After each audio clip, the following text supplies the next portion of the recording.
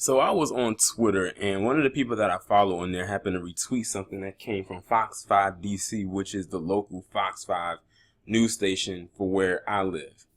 And guess what it was talking about?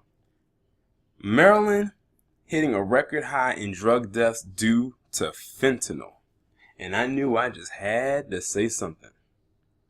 Now, when I looked at the article a little bit, and I'm going to read it, I said I know this cannot be where I live at, because I live predominantly amongst mostly black people. And then when I saw where the report was coming from, I said, okay, now it's more believable. It was coming out of Baltimore, but I'm willing to bet it's not coming out of the black side of Baltimore. It's probably coming out of that suburban white part of Baltimore, the county, and not the city. But I also wouldn't be surprised if it's white people coming from neighboring states like Delaware. Some may even come down from PA or West Virginia to come over and get their fix there as well. And they probably died there. So I'm going to go ahead and read this article and see what else they're talking about. It says Maryland, a state that already had one of the country's matched a record high number of drug deaths last year. The grim milestone was fueled by an alarming increase of fentanyl-related fatalities. Despite renewed efforts to beat back the opioid plague, newly released figures from Maryland's health department show there were 2,282 intoxication deaths in 2017. Nearly 90% of those deaths were opioid-related, particularly the powerful, cheap synthetic forms that have been sweeping across America amid the nation's worst ever drug crisis.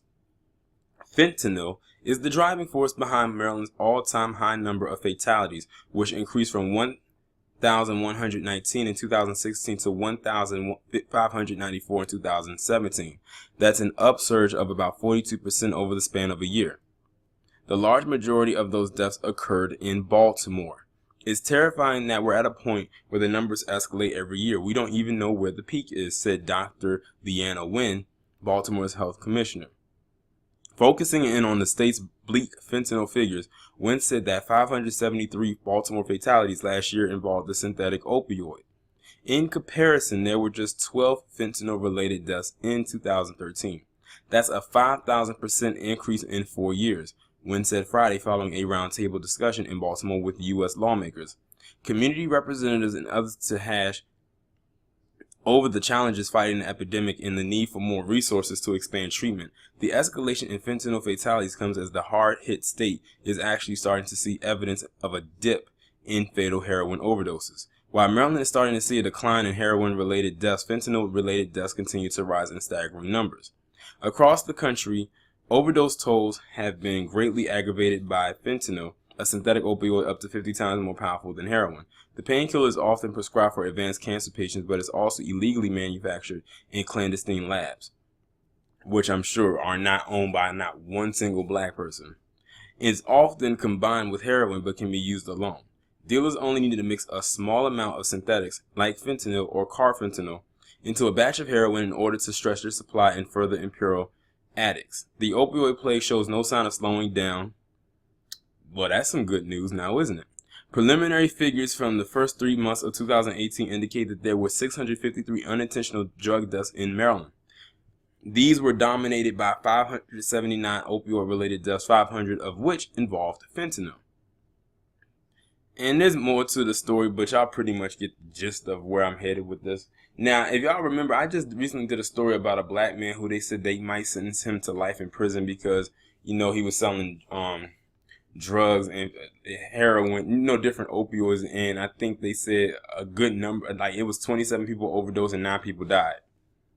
And they said that they're going to go after the dealers and put them in jail rather than go after the user, but they want to put the user in rehab. But I said, it's dog whistle language. We know that the user is most likely white because they are the ones that's leading in the heroin overdoses and in the deaths. But they want to throw this man in jail for life. I said it was their choice to go up there and use those drugs. No one held a gun to their head and forced them to go and put that stuff into their system. But it's that coddling thing again when it comes to the other. First off, before I go any further, let me just say before I forget, I feel nothing. I know y'all was waiting for me to hit hear me say it, there it is. Now let me continue. I'm almost 100% certain that this is mostly white people that's overdosing. Notice in the article, they never, you know what, when it comes to these opioid written articles, they never tell you or break down demographics as based by race. And we know why that is. It's no surprise. We know why it is. Now, if it was reversed, they would have put that everywhere. Just like as if it was the crack epidemic of the 80s and early 90s. Isn't it odd that most of the opioid stories that I've ever done usually come off the internet, and I rarely ever do a story that television. It's like they want to keep it limited to just the internet because they know that on TV it'll get a wider, a wider reach for some people. Even though we live in the information age and you can pretty much get everything through your phone. And then when they do talk about it, they don't talk about it in a way that I know myself or Lisa Cabrera would talk about it. They'll give a little excerpt here and there, and then they won't talk about it for another couple of weeks until something major happens, and then they'll do the same thing again. This wash, rinse, repeat with them when it comes to this topic. But if the races were reversed, they would stay on this. I remember seeing a couple years ago clips of how black people were dealt with or treated when the crack epidemic was going on. They talked about it damn near every day, as if it was running out of style. But now that it's happening to them, the only time we really see anything related to it is when it's doing some kind of PSA with some sad music in the background talking about, let's help these people, let's get them into rehab. Nope. No, fuck them people and fuck their rehab. That's what my PSA would say. Followed by I feel nothing at the end of it. Y'all let me know what you think down in the comments. Like, share, subscribe. If you can, donate to my channel via PayPal. I would appreciate it. Or you can become a patron on Patreon. I would appreciate that as well. The links are down below. I'll talk to you in the next one.